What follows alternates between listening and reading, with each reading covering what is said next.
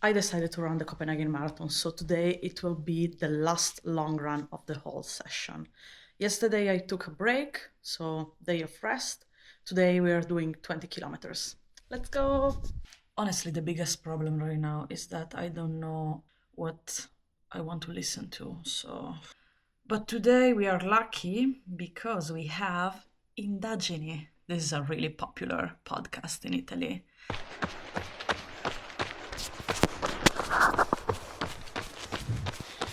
A rather unusual Friday run. Today is the 1st of May, so I decided to anticipate my long run instead of Saturday and doing it today. But tomorrow I would like to do 10 kilometers anyway, just to see how it is with tired legs. Usually I take one day off after a long run, and it's pretty much needed. But let's see how this goes.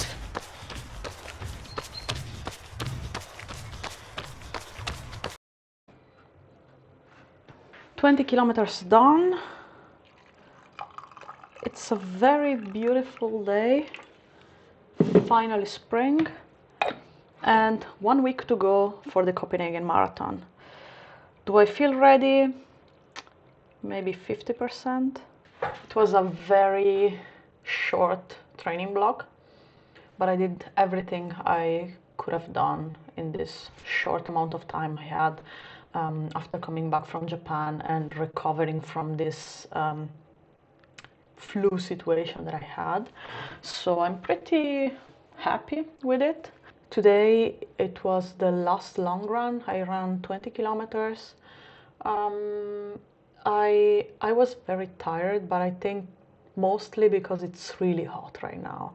Like it's full spring, like late spring, and I think at some point today it was like 25 degrees or something. So it's always an adjustment for me, and I guess for everybody, when you go from this winter running to this spring with, needing more water, sweating a lot more than usual. But additionally for me, it's also an adjustment because my insulin needs change during spring and summer compared to the winter time, let's say. And today I'm drinking a sencha, but I think I brewed this too lightly now. Yeah. Also, this one is from Japan. Yeah. This is the reason why people who drink green tea the first time will say, "Oh, it tastes like spinach." So what? It's really good. In the past week, I also did a little detox from social media, both regarding posting stuff and also regarding scrolling. I'm trying to do this for quite some time now, but it's always difficult, especially when I'm tired. And I'm trying to substitute this with very mindful things, like, for example, reading. I started this one yesterday. It's a book, it's called I Who Have Never Known Men. I just started it, but I can already say that it's a very good pick, so kudos to me. And the second thing is this. So I'm just playing now Disco Elysium, and this game is one of those games where you have to read by interacting with characters, more or less similar to the Personas games, right? But this one is very political and very philosophical. So I'm super surprised that my friends didn't recommend this to me before.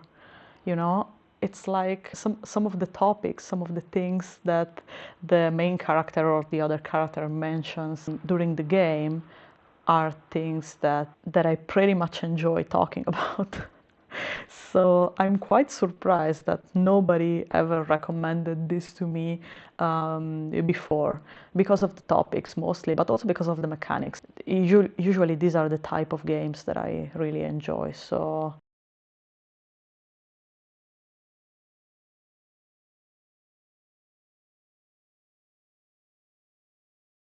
I'm preparing to run 10 kilometers today.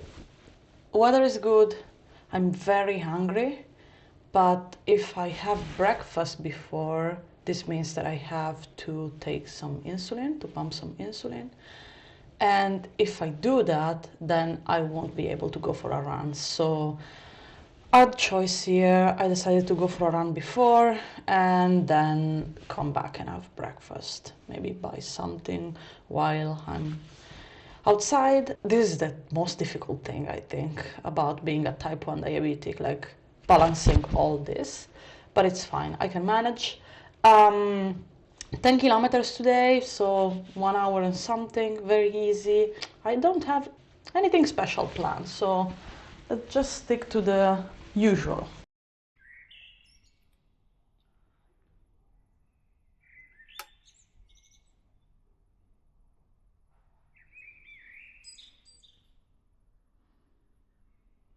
After the long run, I decided to retire the shoes that I was using lately for long runs, which are the Adidas Adizero. My pair has 500 kilometers, okay?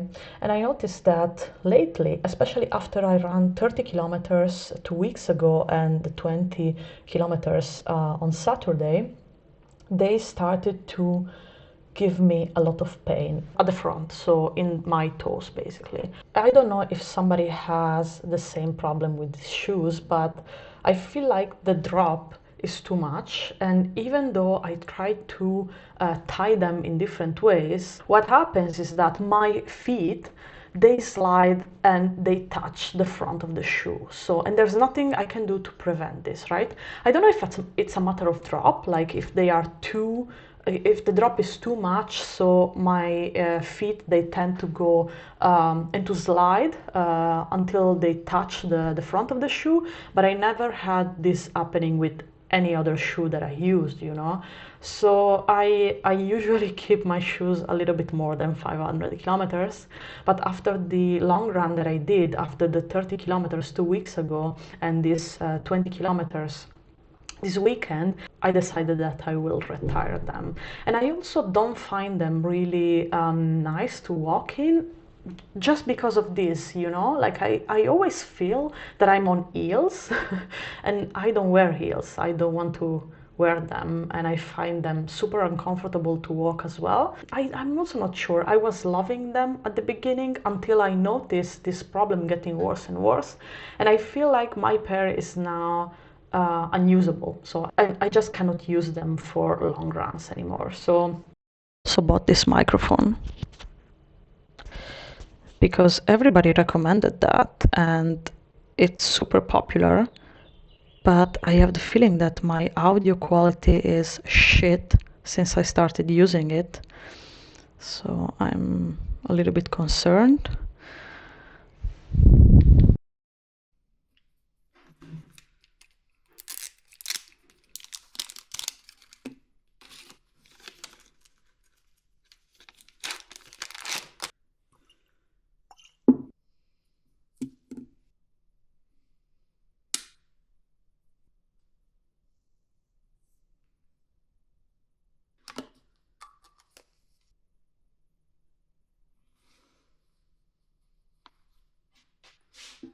I had the worst type 1 diabetes nightmare tonight, and I feel really tired.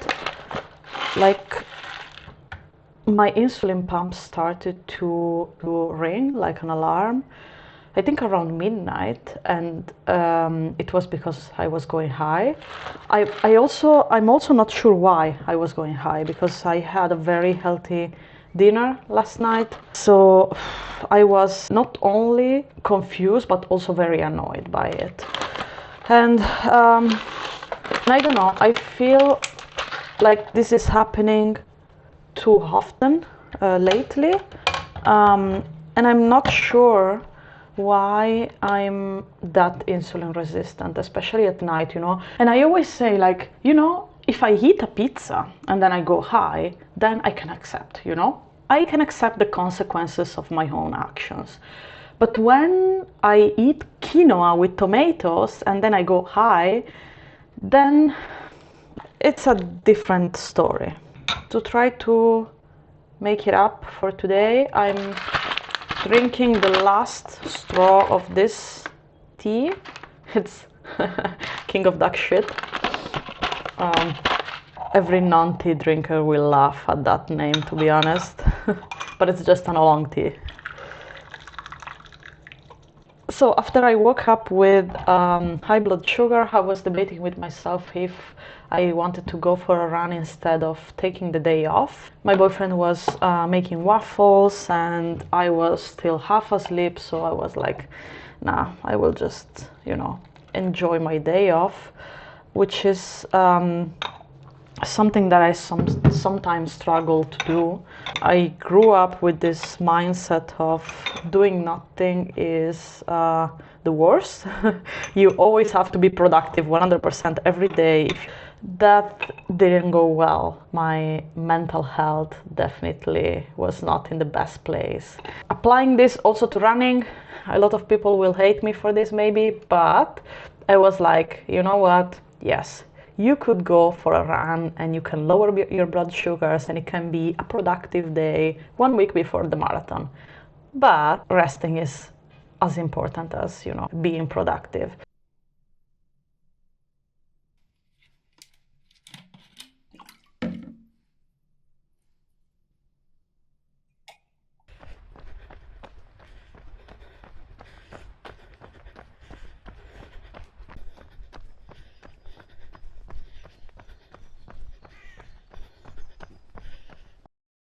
I just came back from my morning run and I was thinking that my younger self would have been so proud of my current self. Like, that blood sugar was tough to obtain. Really nice morning to run, not so many people around.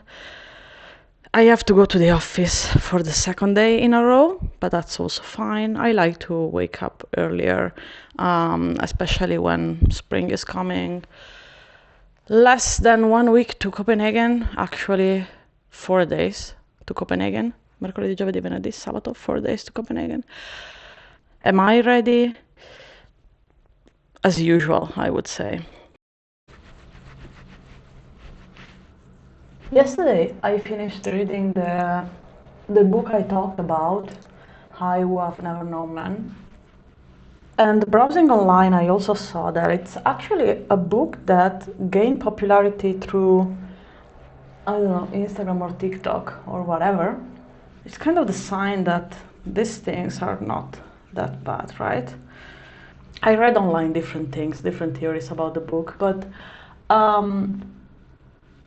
what I like the most about it is that it resembles in some ways more, regarding the atmosphere of the setting and the tone and this kind of impeding sense of you don't know what's going on.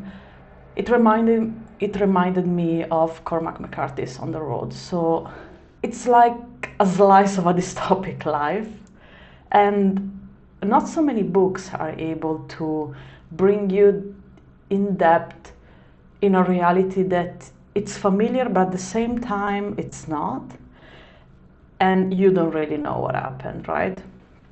There are clues, but still all you can do is speculate, basically. Today's breakfast, waffle with peanut butter, crunchy peanut butter, salty peanut butter, piece of leftover banana. I ate the first half before the run, and chocolate chunks. It's also not a new book because I read that it was first published in 1995, and apparently it's supposed to be an allegory of the Holocaust. I'm not sure about this. I didn't know about that. I didn't know that the writer was kind of a survivor of the Holocaust. And I didn't read the book in that way, but more like, how can I say, like the book talks about a group of women that are held captive in a cage, and we really don't know anything besides what the narrator, which is a woman in this cage, tells us, And there are different layers to this book. There are different ways you can read this story. Like, it's definitely a story about women, but it's also the story of knowledge and the importance of knowledge, right? I don't want to say too many details regarding this, but like the whole plot is the protagonist discovering things, like discovering something and discovering things just for the sake of discovering them, you know? It's also a book about survival, but this is not the most interesting part for me. I never liked this kind of, you know, pure survivalist plots.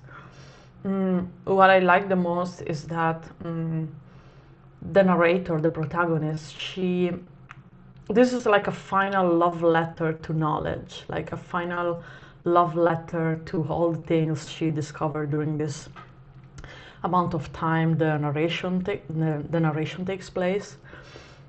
And that's honestly beautiful.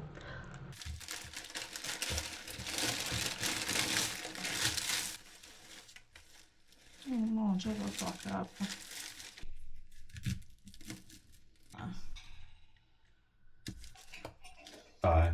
Però forse anche avere il dettaglio.